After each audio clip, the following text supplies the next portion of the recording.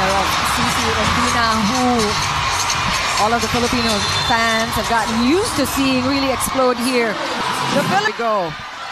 Set point for Kazakhstan. De Guzman pushing it out to Canino. And ball still alive. It is not Angel Canino. Panique, magic bunot na sana kaso kinapos pa rin. Angel Canino, Rondina at Iya Laure, kinulam ng Kazakhstan. Anarkolova, nag-free spiking lang sa Pilipinas. Gia Morado, hirap na hirap sa mga receives ng koponan. Pero bago natin yan simulan ay huwag mong kalimutan mag-like, share, subscribe, and spike the notification bell para maging updated ka sa ating mga video. Kinapos at kinulang talaga ang koponan ng Pilipinas dahil sa kakulangan at kumpiyansa sa laro.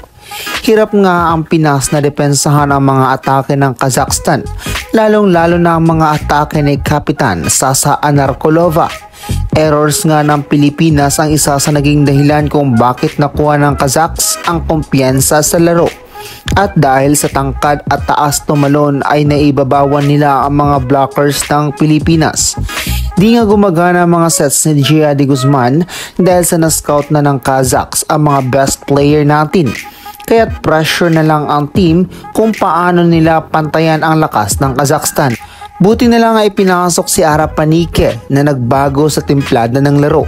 Naging hot-handed nga si Panique na nagbigay ng sunod-sunod na puntos para sa koponan.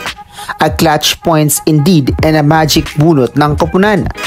Napaka-effective nga nito na naghatid sa Pilipinas ng pagdikit ng score sa unang sets.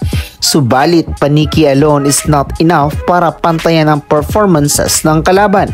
Kumamada rin naman si Rondina ng puntos, pero ito nga ay limited lamang dahil sa binantayan na ito ng kalaban para mapigilan.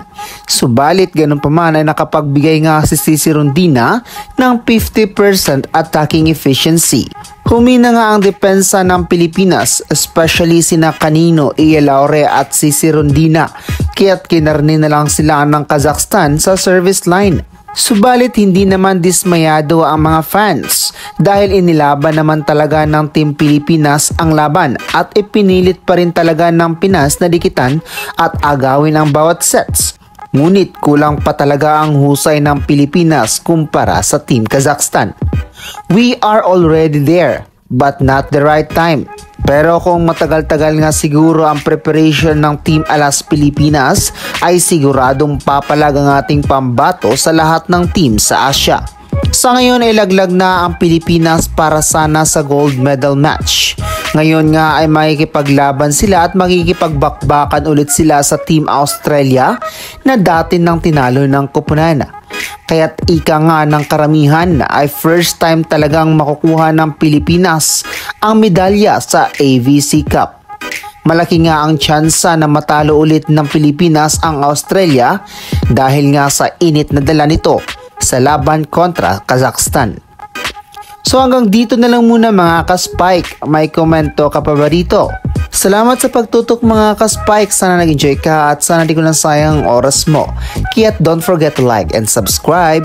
Salamat sa suporta.